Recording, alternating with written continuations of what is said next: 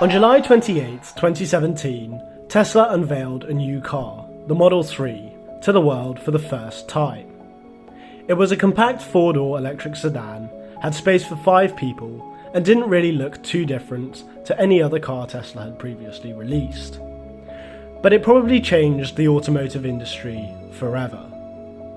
One could argue that the Model 3 was the first electric car that could be considered a genuinely more attractive option than a competitor internal combustion engine vehicle in all categories, not just on an environmental level. And it was a feat achieved largely by an effect known as the innovator's dilemma. The innovator's dilemma is a theory that was popularised by Harvard professor Clayton Christensen, and describes the phenomena in which a disruptive technology causes outstanding companies to fail, while small companies who are quick to adopt the technology see a rapid rise to success. Now, Tesla hardly took over the entire automotive industry with the launch of the Model 3. After all, the car was only really pitched at the top demographic of society who could afford it. But one thing that is clear is that Tesla, by far, has been the dominant force in the EV transition. To a certain level, this is strange if you think about it.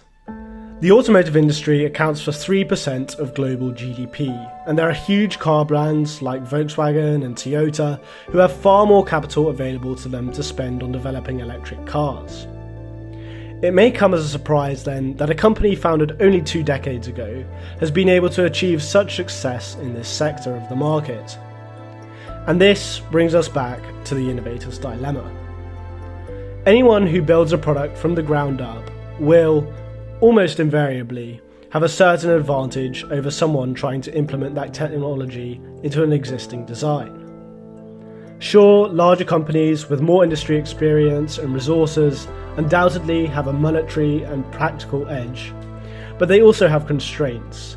Existing ideas and designs so ingrained into the very fabric of the business that it seems to create a void in creativity and adaptability to new technologies.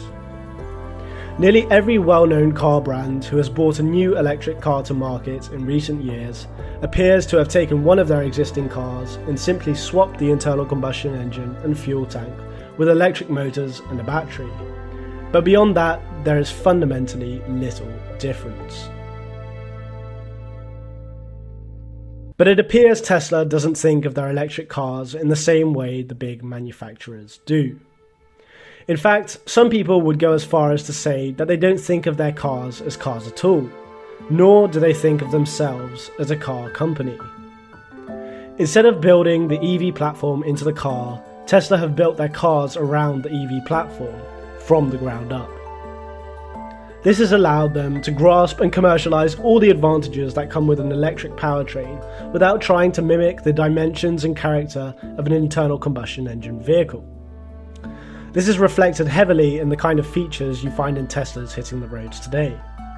Sure, they don't have nice sounding engines or far ranges, neither are they super lightweight, but you would also struggle to find any internal combustion engine vehicles, and likewise even any other battery electric vehicles, that allow autonomous driving, over-the-air updates, and a dog mode, yes, seriously, that keeps your pooches safe whilst you pop into the shops. And though the latter isn't exactly revolutionary, it's these little Easter eggs that truly separates Tesla from its competitors. Through original innovation, Tesla has beaten the biggest players of the automotive industry at their own game, a game they only became a part of this century. With Tesla leading the charge, the last few years have seen immense growth in the EV market. Meanwhile, within the motorcycle industry, the EV revolution has been comparatively slow-moving, if not non-existent. In 2021, electric-powered two-wheelers made up just 5% of the UK market, compared with 18% of all new cars sold being electric or plug-in hybrid. If you take off electric scooters and mopeds from that 5%, you end up with a pretty dim picture when it comes to electric motorcycles. And that's not to say electric motorcycles or even electric motorcycle brands don't exist. The likes of Zero Motorcycles and Harley-Davidson have both put out solid products, with the former commonly accepted to be fronting the charge in this area. These companies, however, are not seeing the colossal growth that some car manufacturers have been able to achieve, even considering the respective size of their industries. But what is clear is that producers of battery-powered motorcycles face one massive, invisible barrier to market success, one unique to the motorcycle industry, and that is the indisputable culture shared amongst its consumers. Avid motorcyclists simply don't want to ride electric motorcycles. Not because of their price, not because of their range, not because of their weight, but because of what they are. The current generation of bikers love everything an electric motorcycle isn't. Noisy engines, the smell of gasoline, spending evenings locked away in their garages, whilst perhaps slightly stereotypical, are generally things motorcyclists enjoy. And to an extent, this is obvious. Besides traffic avoiding commuters, most motorcyclists ride their bikes because they want to, not because they need to. They don't care if their motorcycle is easier to drive, requires less maintenance, or doesn't disturb the neighbourhood, as fundamentally they would prefer the opposite. So it is apparent that if you try to sell your electric motorcycle in the current gasoline-powered market, you will, most often, fail. And so if these brands want to succeed, they will have to switch their tactics. And here, finally, after a mammoth introduction, enters the subject of this video. In 2016, the successful Swedish entrepreneur and founder of Kalk, Stefan Itterborn, founded Kalk Bikes. The goal was to, quote, create electric motorcycles that would combine excitement with responsibility, whilst inspiring the shift to a zero-emission society. The company's vision was nothing radically new compared with what others were trying to do, but the way they launched it, perhaps, was.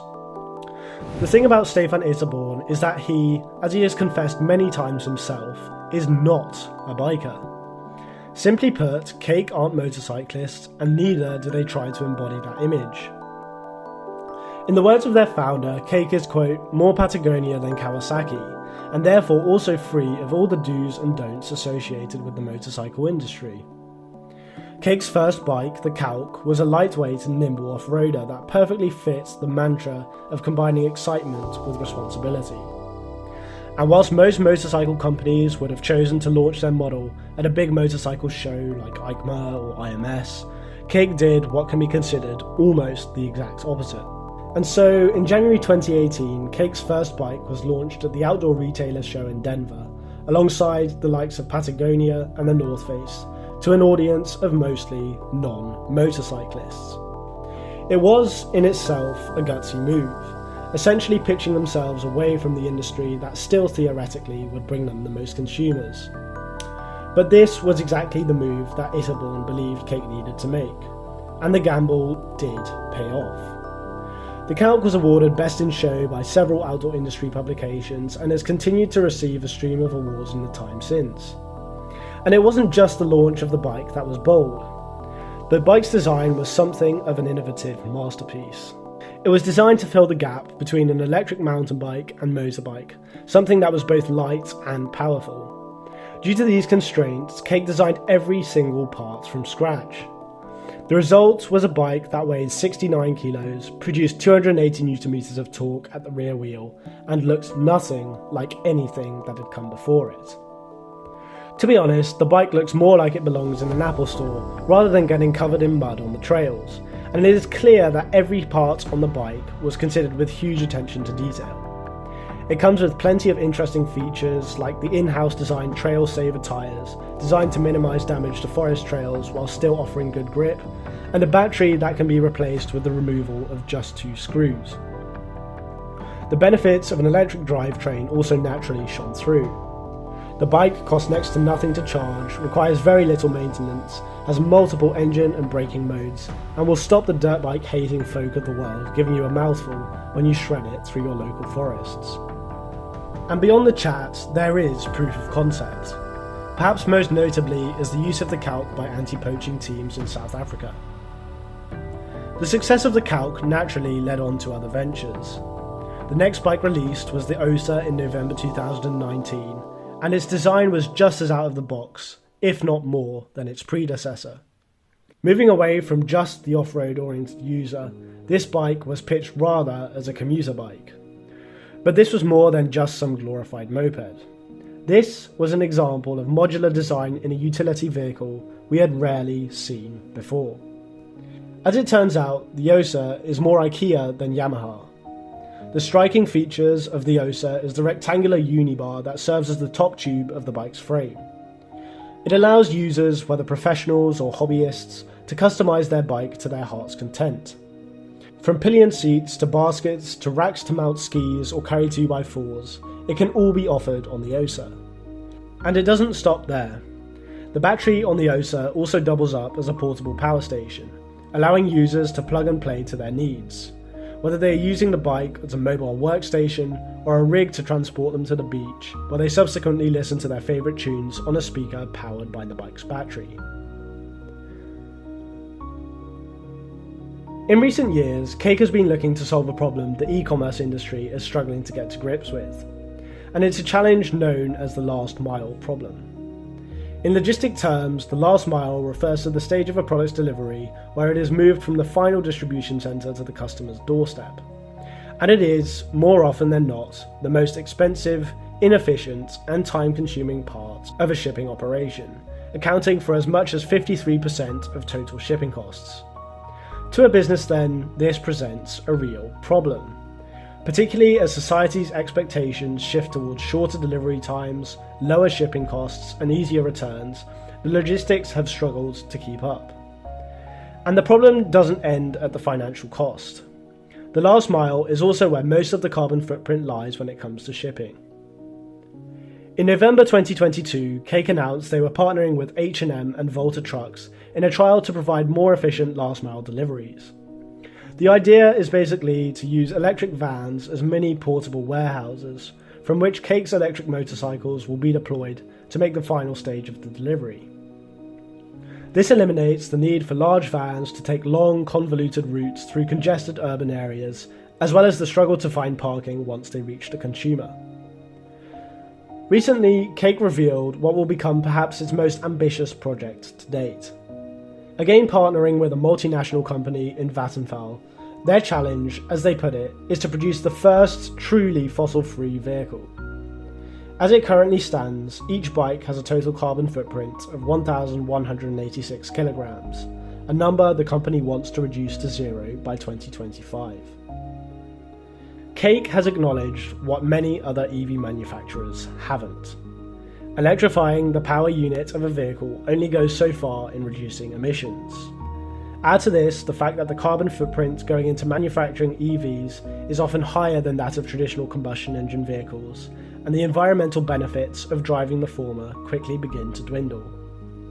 For the most part, it's fair to say this video has been, albeit unintentionally, something of an advertisement for Kalk and what they are trying to do in this world. But the truth is, no matter their positive intentions, success in this industry is immensely challenging. Whilst Kalk has been innovative in the way they have pitched their motorcycles and the quality with which they have been delivered, their product, take away the little Easter eggs, is hardly unique. Kalk's products still sit at the lower end of the motorcycle categories in terms of power output, which puts them very close to mopeds and to an extent electric bikes, both markets that have seen a huge boom over recent years. What makes this an even greater challenge is that mopeds don't require a special license, whilst motorcycles of course do. Add to this the fact that Kalk's products aren't the most affordable, and soon the attractiveness of these Apple-esque bikes start to disappear. But take away the rational mind of the average indifferent consumer, and one can still see why the bikes are still being sold. Kalk is more than just a brand. It's a brand with purpose and a mission. It's a brand that is trying to tackle big problems in this world, and behind the marketing benefits of this, there still seems to be a genuine philanthropic motivation. Kalk may not have reinvented the motorbike, but they have certainly reimagined it.